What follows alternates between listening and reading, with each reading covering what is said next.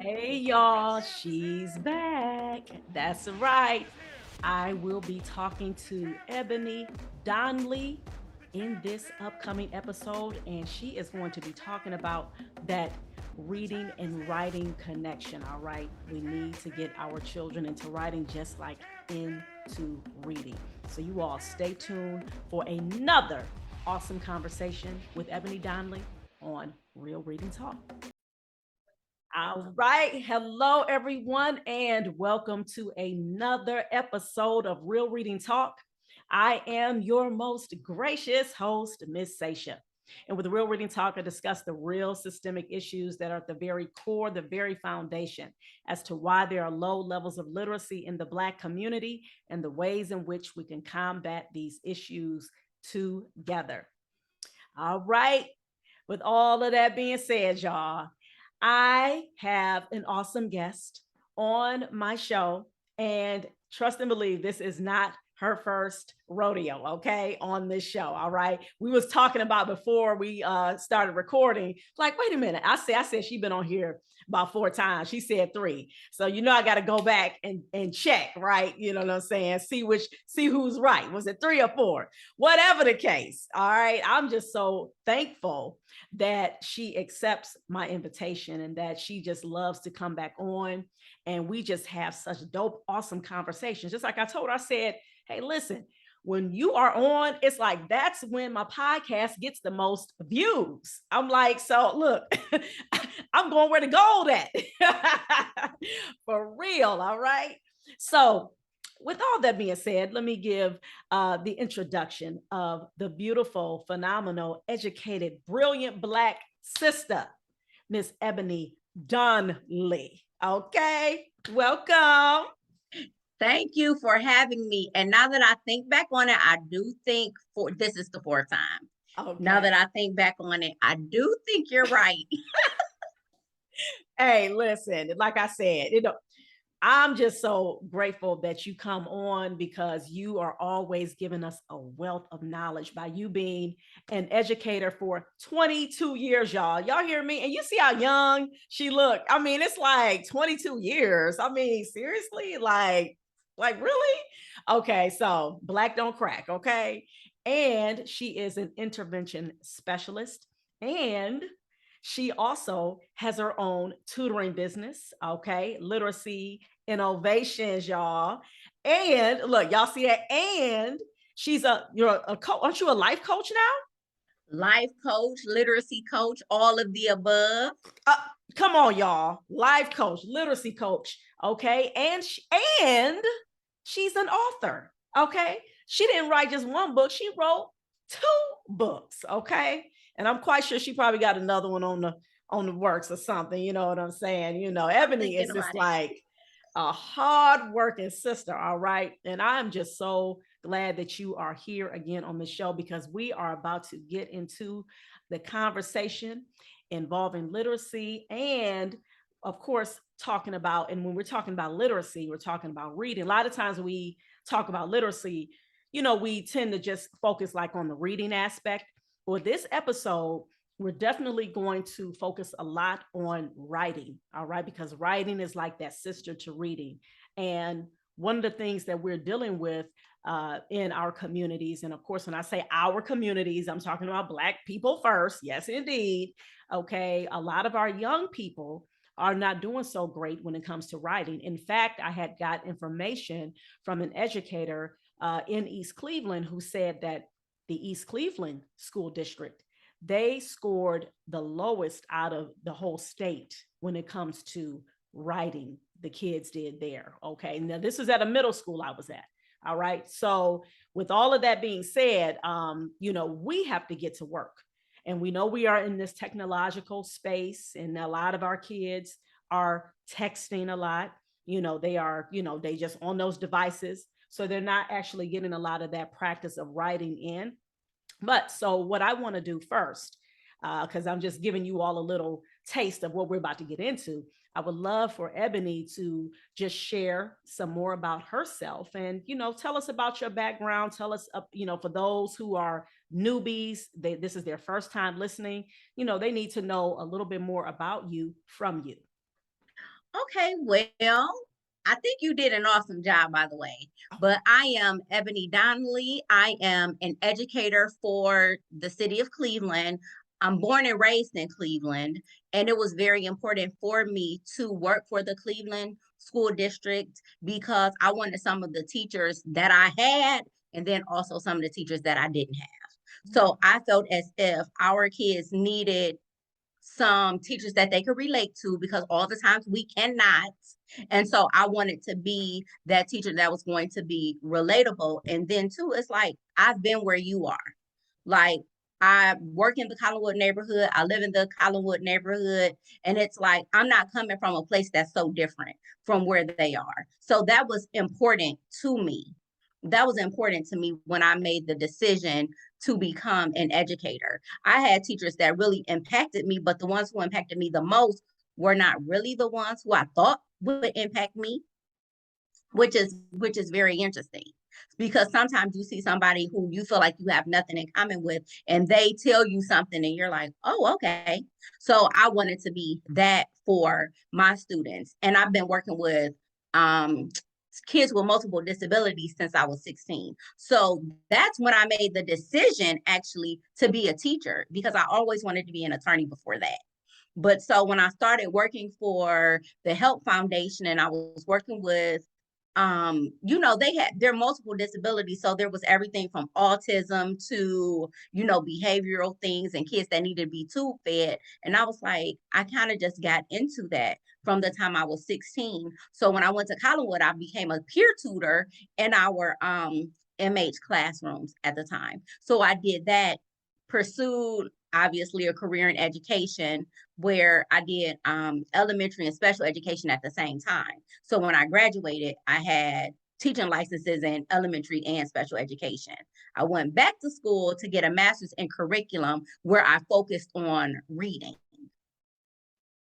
So there's the reading endorsement because I knew that was a key piece because after teaching for just 2 years, I was like, oh, the reading is a big deal because I started off teaching in like fourth and fifth grade rooms. And so eventually I started doing sixth, seventh, and eighth. And I was just seeing that the kids were just having a problem with reading, with accessing the information. And so I was like, okay, I can do this. And so I would make gains with the kids. And plus, I always would tutor people after school. And I also tutor like almost every kid in my family if they needed it. And so I was just interested in that. I'm like, listen, let me show you this. Just things that I knew just from like growing up, like my family teaching me. I was like, let me show you all this because you don't want to see kids struggle because then they don't love it because then it becomes stupid. So I did all of that. I told you all of that just to show you that's why I'm so passionate about literacy because I'm still seeing the decline. With everything that's going on, it's still declining. And all of these things keep coming out, and you think we're going to make gains, and we're just not. And specifically in like the urban communities, we're just not. We're going backwards, even. Wow. Oh my goodness. First of all, it's just amazing. We've had a plethora of conversations.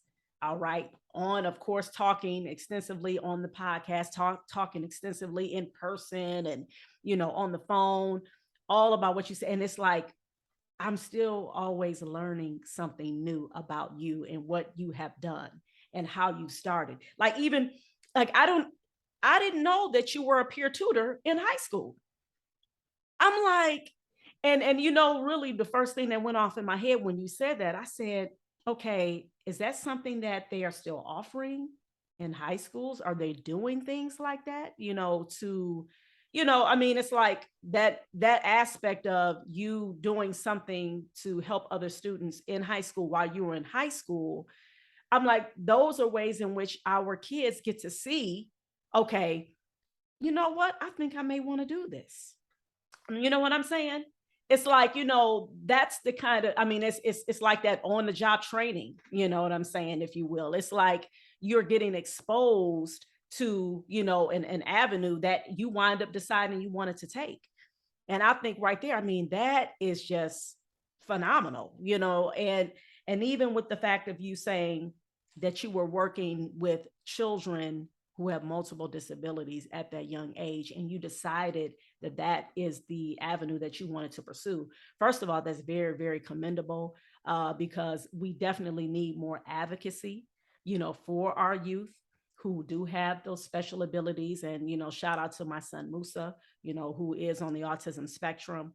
And that's definitely something that, I've been pushing for, consistently. And in fact, just to say a little piece of that, he literally just got the diagnosis of autism. He's 16, about to be 17. He just got the diagnosis this year.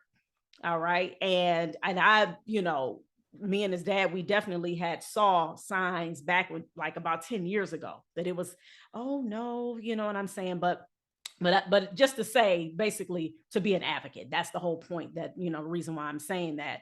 And I love the fact, how you are. I mean, you have that passion, that drive to want to help our children. So the people want to know, where did that come from? How did you grow up, in your household, to where that was something that made you be like, okay, I don't want to be an educator. You said at first you want to be a lawyer. We know you got a mouthpiece on you, so people can see that.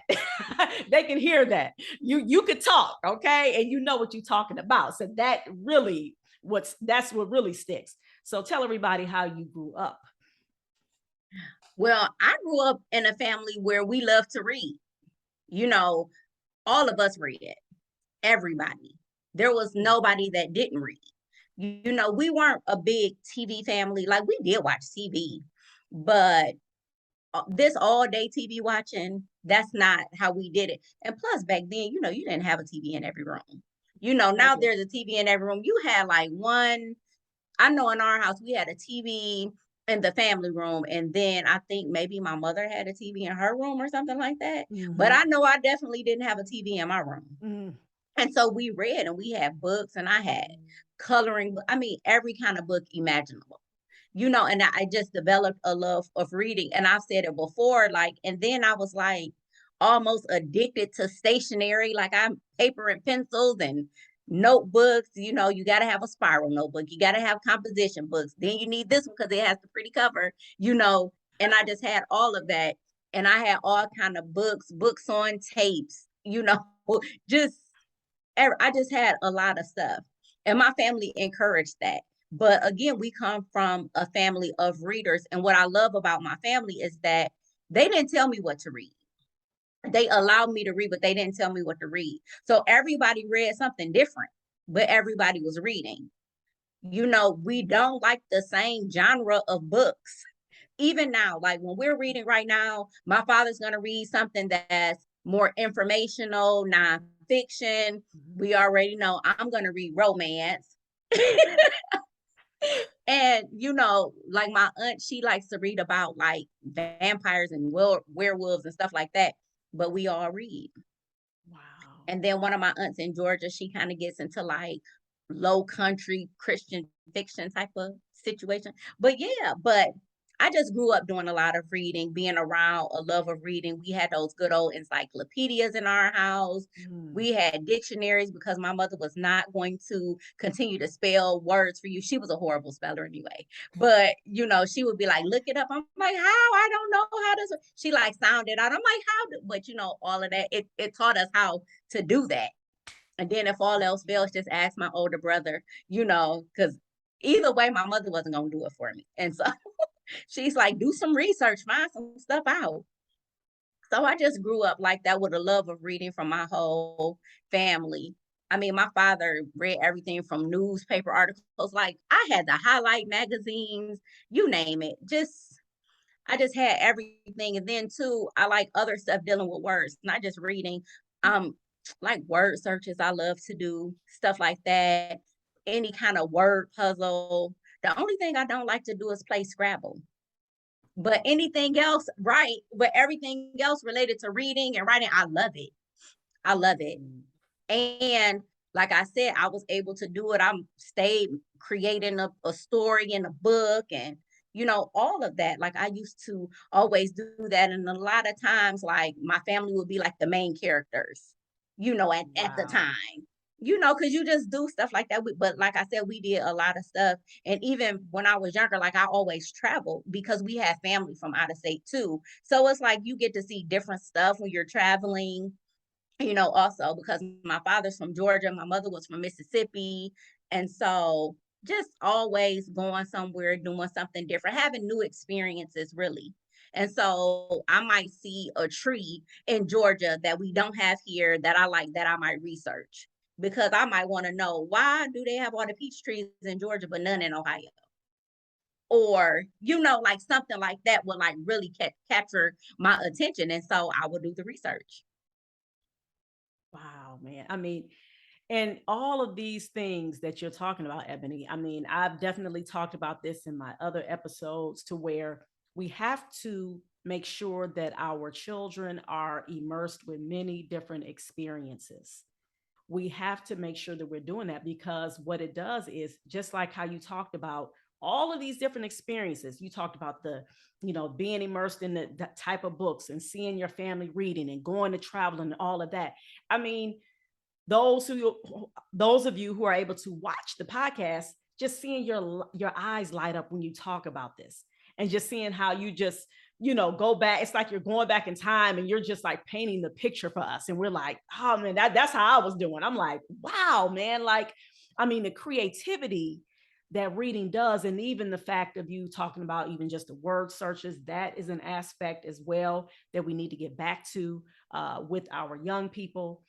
I mean, it's just so many benefits to making sure that we are impressing upon our children, even in this technological space, they can still get into reading.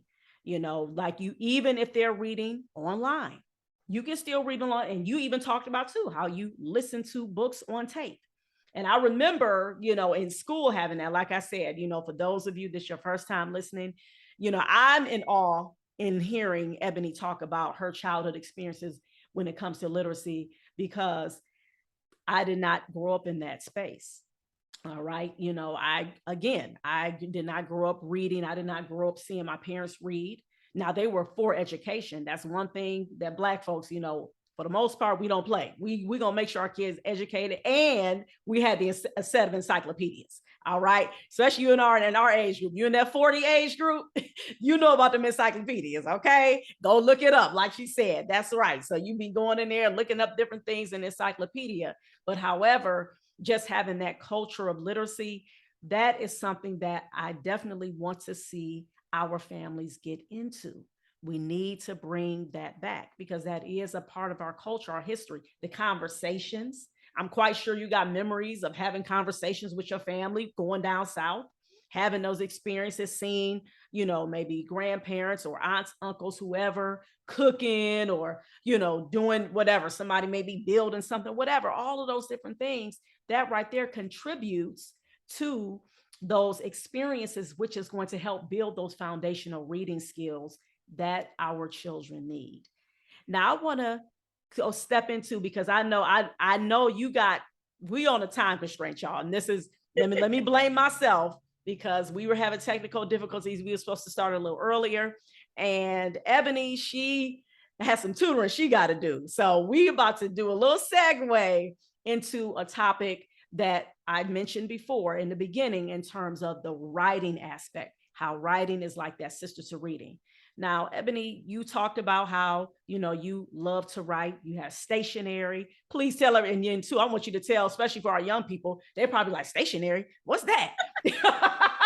Station, Oh, so you need to tell everybody, number one, why is it so important for us to get our children into writing? And for those kids who are not, into writing, how to get them started, do you know what I'm saying, into doing something that a lot of our youth are lacking in. number one, writing is a great way to express yourself. Even if you're only expressing yourself to yourself, like journaling or a diary or something like that, writing is just a great way to get your thoughts out on paper.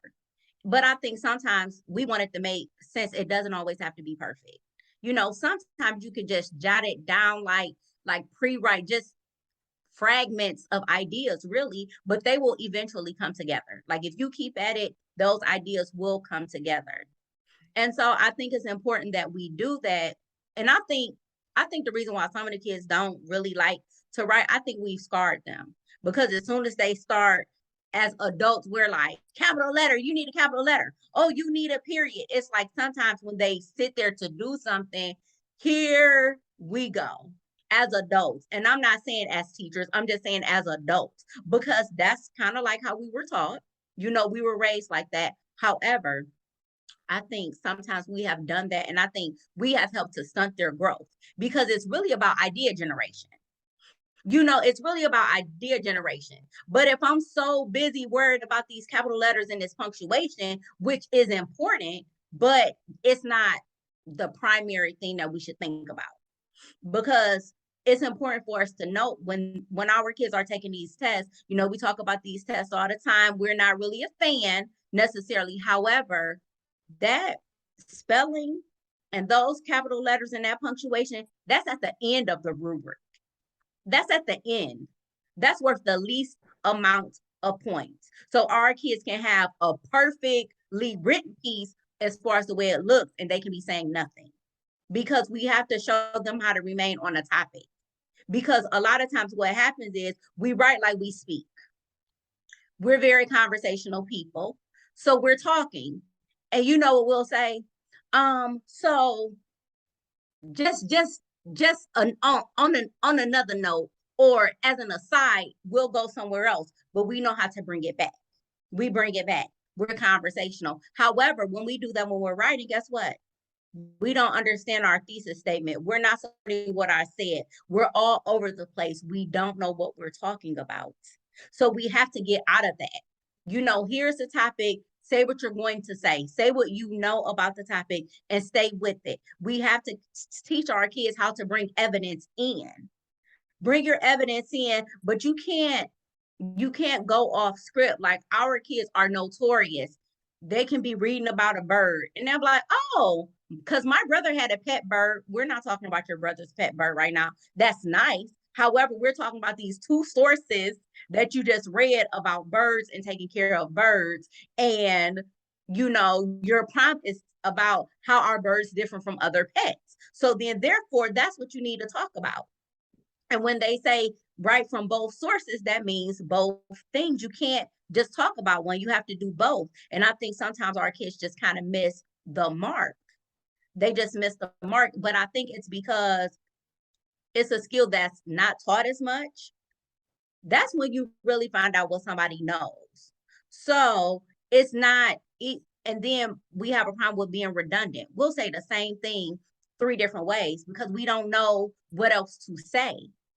But if we show them how to say something else and be intentional and stop using the fillers, we can't use the fillers. As a matter of fact, or I think, say what you know. Say what you know. They ask you a question, answer it yes or no. Or they ask you, how are birds different? Birds are different from other animals because this. I learned this. I read this. They have to be able to dissect that and pull that information out. And we just have to teach them. But one of the things we can do is we can make sure that when they engage in conversation, they engage in conversation. Like, don't let them go all the way back. Always bring it back. Like, when I'm talking to somebody, I'm bringing it back. Okay, so what did you say? So what were we talking about? Okay, come back. We'll talk about that later. But like right now, we're talking about, Martin Luther King Jr. So we'll talk about that, your uncle and what he did later. But like right now, let's talk about the subject at hand. And so we have to start doing more of that redirecting, and then allowing them to put their ideas on paper before we have something to say. Sometimes they get 2 sentences down, and it's like we're almost antagonistic sometimes. That's all you get out of everything you read. That's all you have. And I think we have to stop that. And parents are going to hate this, but they do it the most. Parents do it the most. And it's to the point, like, when I'm when I'm tutoring a child, and sometimes I'll have the parent, I want to show the parent a strategy, and I'll be like, listen, but you can't say anything. Like, I don't want you to say anything. I want you to observe, because as soon as their kid gets to doing something, guess what the parent is? You should know that. We talked about that, but we can't do that. We can't do that because I think we don't understand how we're just, because with each one, they're just clamming up because now they're unwilling to try. Now they're not going to do it. And you know what they're going to say? I'm not a good writer. I don't understand. And that's not the case. That's not the case. And we just have to teach them that there are different type of writings. There's a time for creative writing. You can write a narrative, but then sometimes there's a time where you have to do more like an essay. And we have to show them what that means. Your introduction, you have to come out strong, because if you come out acting like you know what you're talking about, that's half the battle already. So you can't go on a tangent. You can't deviate. You have to stick to what you're talking about, the topic. Once you do that, then you're ready to go. And that's what you're saying about reading and writing going hand in hand, because all good readers are not good writers, but they have read enough to where they understand. They're like, oh, okay. So they understand figurative language maybe a little more than people who don't read. They understand because they're able to look at a piece of writing. They're like, oh, this is an essay. This is a letter. Oh, this is poetry. Oh, this is a recipe. But some people can't do that because they don't have the exposure. They just don't have the exposure like that. So that's what I'm saying, that the exposure is important. And then we can show them like, okay, so we read this. So now it's asking you this. Okay, so with that being said, remember what they told you. I'm gonna keep bringing this bird example. Remember what when they said don't feed birds bird seed, but what did they rather eat? Okay. Oh, I didn't know that birds ate chicken. That floored me. Anything like that. So like things like that, we have to do more of that, because that's how we get them to think critically, and that's how we get them to write. Mm. Oh my goodness. You just dropped so many valuable jewels. I mean, and I'm just going to start off with the first thing in terms of you talking about remaining on topic. That right there is super key. Oh my goodness. Remaining on topic and being able to come out strong. I made sure I wrote that down. And when you come out strong, like you said, that's half the battle right there. And then we definitely have to be about teaching our children about what research looks like, making sure that they understand, oh, okay, well, even with the aspect, like you said, in terms of them having two sources, them showing right there that, yeah, you're going to have multiple sources, especially when you are trying to write about particular topics, research topics. You can't just use just one person's, their research. You got to check around or whatever. So them being able to have that focus and discipline, because that's what I'm hearing, Ebony, that a lot of our children, a lot of them lack that. And it's not just because of the fact, oh, okay, they're kids. I mean, we're again dealing with the technological, era. Then we're also dealing with people too. It's like, hey, you're immersed on, you got the social media now, you know what I'm saying? We got all of these different things that are just stimulating, just coming at you, to where I would say that probably is contributing to the lack of focus. What would you say to that? I think Helping to. more Mm-hmm. more than anything, I think what's happening is that it's difficult. Mm-hmm. Reading is difficult, writing is difficult. Mm. And I Okay. think when something is difficult for us, we naturally want a distraction. We want something to take us away from something that Mm. we already know that we struggle with. Hmm. We're looking for something to be a reason as just cause why we couldn't do it. But the thing is, we can. The kids can, and because before they even have to do research, they'll give them something that they have to read. So it's important. Show them how to pull out some information. It could even be a recipe. You can really be at home making cookies. I can say this because your daughter made those bomb cookies that one time. Remember that? Yes. But so, right. So you can be reading a recipe and you might be like, So what do they call for? Okay, so how much of this? Okay, how much of this? Okay, how do we know? What do you think will happen if we didn't put such and such in? Anything like anything like that, because you just want them to understand what's going on. Because some of these things that they have to read, say for instance, sequencing is an issue that our kids have a problem with. And Yep. so there's a standard that says something about procedures and, a lot of jargon, but basically it means understand like cause and effect and how events contribute to another event. Right. And so not only do they have to be able to read that and make that make sense, they have to be able to write in that way. Because think about everything that they read that's in chronological order. So if they say, give us the steps of baking a cake from start to finish, they have to be able to do that. But our kids might be like, we like cake, cake is good. We didn't ask you if you like cake or is cake good. We said, what do you need to do? Are we going to preheat the oven? Are we going to gather the ingredients? What kind of cake are you making? How long do you have to bake it? What kind of pan are you using? And so, but we have to get them to that point of doing something like that. Because if they don't even think in that way, how can we get them to write in that way? Yeah. Because if that's not even their normal thought process, it's impossible for it. There's no way to transfer something that you don't know. Now, if there's something that transferring it, of course you can transfer it. But what about the things that you haven't been taught? What about the things you're not exposed to? That's what we have to think about. And that's what makes all the difference, in my opinion, and from what I've seen.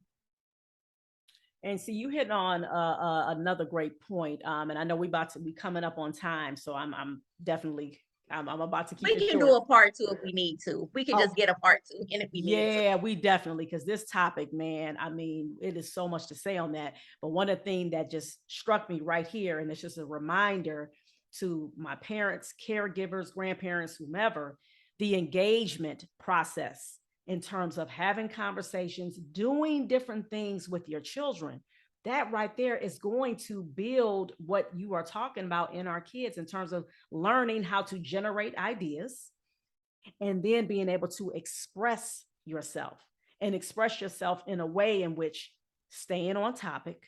Because even when you talked about like the bird, we're gonna go back to the bird example, and then somebody, you talking to, I'm gonna get, little Khalil about the bird, but then he says, you asking him about, to talk about the bird in reference to the text or whatever, and then he remembers about his uncle or whomever has a pet bird.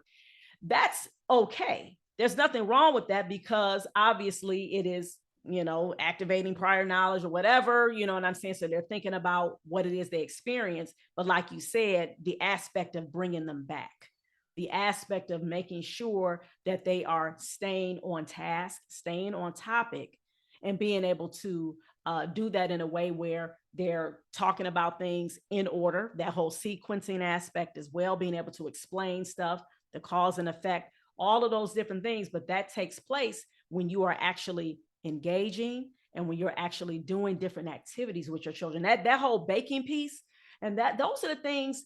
I mean, you think about it, that's the stuff that's missing that we did grow up on, that we did at least see, a lot of us, right? You know what I'm saying? I mean, I'm quite sure you got experiences to where grandparents, grandma, whoever, baking, and so you watching them cook, they having you snap some peas or shuck some corn, you know what I'm saying? So right there, I mean, you were just hitting on a lot of different things in which we definitely need to do to start enriching our communities again. These are basic things though that people, it's like you're missing over these things because, and that's why I brought in terms of like the technological, I keep bringing that in, the social media, all of these different things that are, and of course all the just material aspect that our community has been inundated with. Focus on this, you got to look like this, you got to have this, you got the new iPhone 20,000. It's like huh, what are you talking about? I want you to be able to read this paragraph and then be able to write afterwards. Okay, but think about this. for a second from Mm-hmm. the lens of a parent. Yes. You pick your kids up from school. You might say, "How was your day?" Your kid might be like, "Good," right? You're right. "It was all right." Right. But think about this. Your kid gets in a car.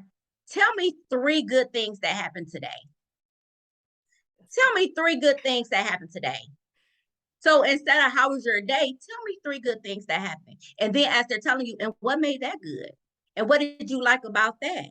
That's a conversation, but that's really could be a paragraph by the time they're done.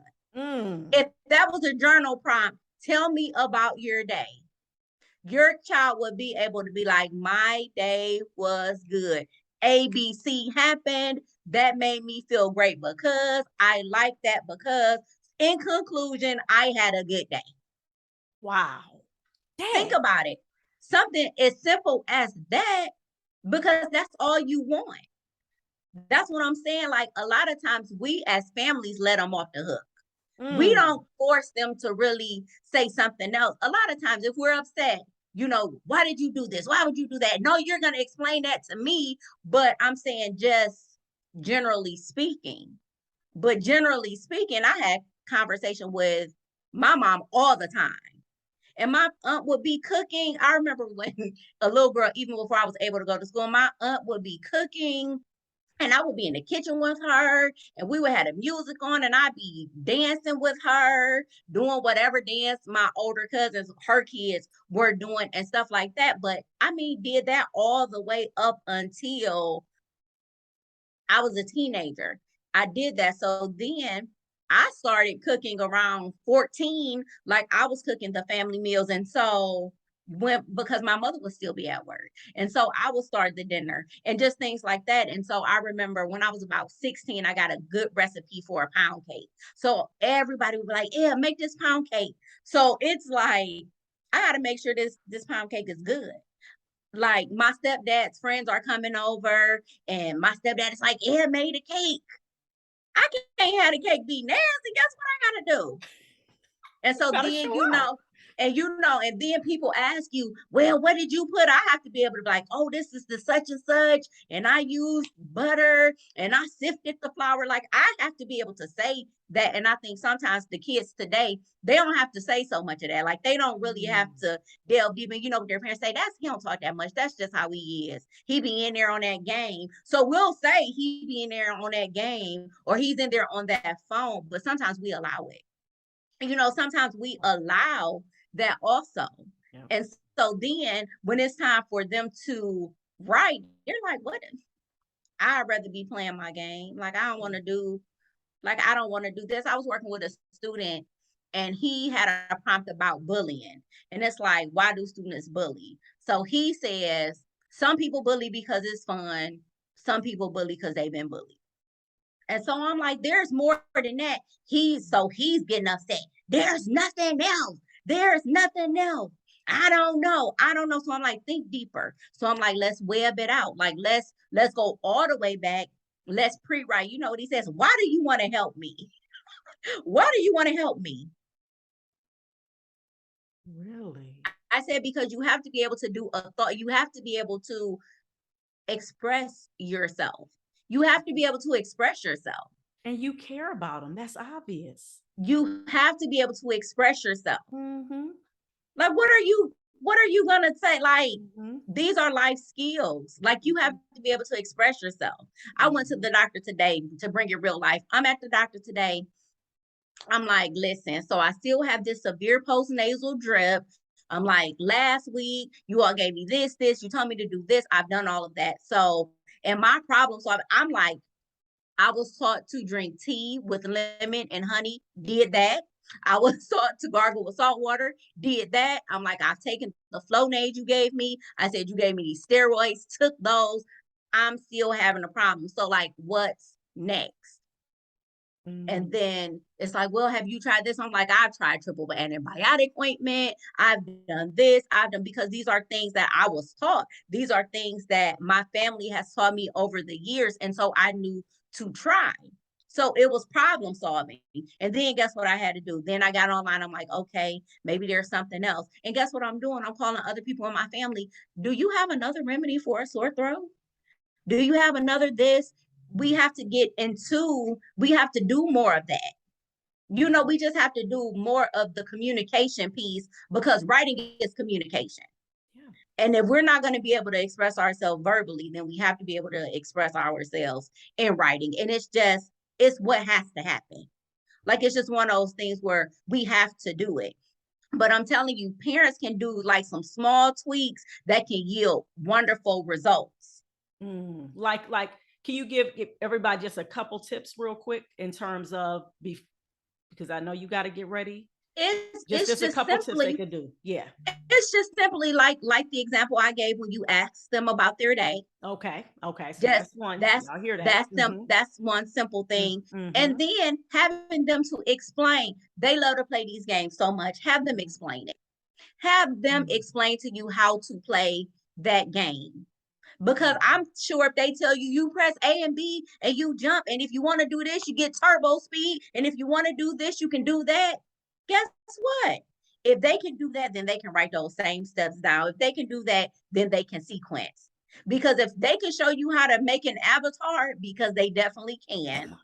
Goodness, they can. And so, right. And so with them being able to do that, they can just put that into words. But make sure that they explain it. Don't be like, yeah, I see what you mean. No, I don't see what you mean. Explain it to me.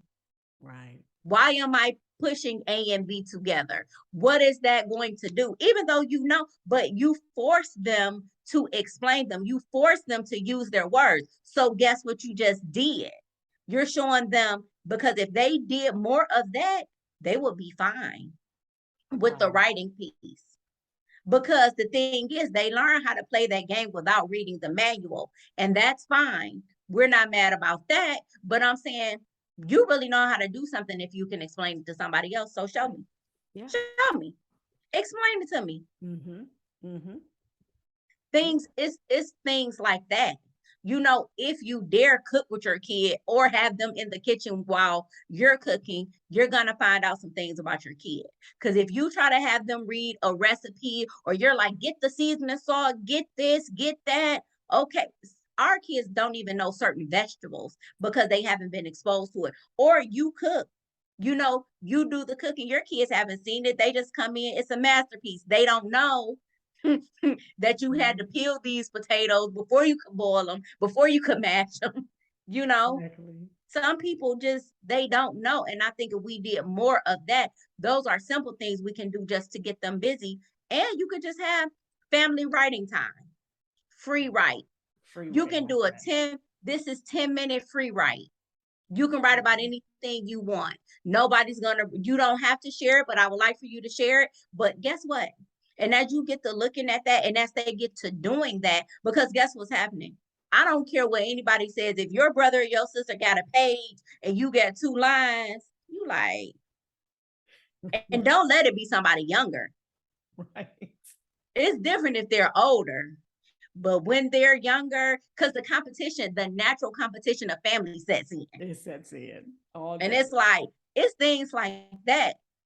You see it all the time. I see it at my family game nights. People will be doing something. Oh, what's she doing? I want to do that. Left from clear across the other side of the room because you just felt like your brother was having more fun over here, or your cousin was having more fun over here. And so sometimes I think we have to use that natural competition amongst families, to do something, because as an adult, you're not on it. But a lot of times these siblings and these cousins and everything, these close cousins, they are on it.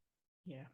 Because I know if I see my family doing something, then I at least need to find out what it was about, especially when I was a kid. Because I'm nosy. So I want to know what they're doing, how they're doing it, and then I have to ask them 50,000 questions, and they're like, "Yeah, go away." And now I'm going so far as to tell if I really want to know, and you can't tell me, because now I feel like you're doing something you don't got no business if you really can't share. Lord. Like if you I'm just saying, I'm the youngest. Oh man, Ebony, you are I'm crazy. Oh my serious. I'm God. the youngest, so I'm gonna use by any means necessary. Right, So I right. remember when I wanted to learn how to do backflips, and I know I have to go, and I just like harass my brother. I'm like, you gotta show me how to do a backflip. You gotta show me how to do a backflip. You backflipping out here, I want a backflip. You know, he like, girl, I wanna look, you flipping, I wanna flip. I don't want to do cartwheels and you doing a backflip. Right. If you back flipping off the porch, Who then I didn't want want to to know learn how to why. do a backflip? I still couldn't do it, but I yes, could. doggone it. You wanted to I learn. could, but that's what I'm saying. I wasn't gonna leave him alone. He was gonna show me, and I'm like, wait, this me. Show me again. Okay, let me see. Okay, let me. I've been that person. I'm still that person now. I've Right. been that person. Oh man, you just bring it in, and I just love it because you just reminding us about the joys of just allowing our children to be and enjoy themselves and enjoy our children. They have to feel that energy. I'm telling you, a lot comes out of that. A lot comes Yes. out of that. I know me and my cousins, we were playing this game called Rummy Cub. And my older cousin taught me how to play it. And so, like, at first, when you don't understand, she kicking my butt. Mm, Oh no, we not having it. We not having it. I gotta learn how to play this. Even when with the Wii, it got so deep with the Wii that all mm. of us had remotes. We would go over to the other people houses. We're taking our remotes. Oh, I'm coming. Oh, we're playing Michael Jackson Experience or something. But when I tell you, it's just natural competition. Wow. We had one of my friends bought me like one of the longer sensors, and I'm like, I'm in the wrong spot. And so, yeah, Wow. it's just so I think sometimes we don't use our family enough just to pique the Yeah. interest of Yes. everybody to do something. Yeah. And just think about, oh my goodness, I gotta go. We need a part two. But Yeah. I was thinking about even with the writing, when I did the writing piece when we Yeah. made the books. And I Mhm. was looking at the families, and then when a little boy when my godson got up and when he told his book, them other kids was like, Mm. he didn't went up there. Oh no, I'm going up there. We're going to talk about my book too. Mm. Because remember, my godson had the confidence. He 5. He went up there and Wow. he was telling his story. That's And what's then up. but you saw what the other families did. Mm. People weren't like, I don't want to show my stuff. Right. Right. People Exactly. did it. They And so I did. think that's what we have to think about. The encouragement is Yeah. everything. Because remember, when I did that, I told them they could write about whatever they like. I didn't go around critiquing, you didn't stay on topic. I don't see a capital letter. Right. Where's your Right. period? You should put an exclamation point there. I didn't Right. do that. Right. I didn't do that. And Mhm. so I think those are just some things we can do. Just let Mhm. it naturally unfold. Yep. We got to just let it naturally unfold. I have to go. I'm sorry. Oh my goodness, this was just, oh, this was, yeah, we definitely, you are We going to can have to come back. we can get back on. We can get back on because I can talk about writing all day, just like reading. It's all literacy. I love it It's all. all literacy. Yes, it is. Well, we appreciate you, Ebony, so much. Thank you. And I definitely tell everybody your literacy night. When is that again? For my I'm queen gonna wants to have do. one September 16th, which is Friday. Okay. It's gonna be from 4 o'clock to 6 o'clock at the Mhm. Collinwood Recreation Center. Did I say from 4 o'clock to 7? I think you said six. Is it It's from 4 o'clock to 7 o'clock at the seven? Collinwood Rec Center, 16300 Lakeshore Boulevard. The event is free, but you must RSVP. Okay. Thank you so much. We appreciate you. And thank you all for listening. And I want you all to remember to please keep reading for at least 30 minutes a day. Thank you, Ebony, so much once again for being my guest on Real Reading Talk for the umpteenth time. Thank you for having me. You Have are a good so day. welcome. Have a blessed Bye. day. Okay, bye bye. Oh my goodness, you guys. I told y'all already know. For those of you who have listened to my previous conversations that I've had with Ebony, y'all already know she was going to bring it. And what I tell you, once again, she brought it again. And she was just giving some great tips on how we can start getting our families back together again in creating these awesome experiences for our young people, which is going to generate ideas which can help them with their writing.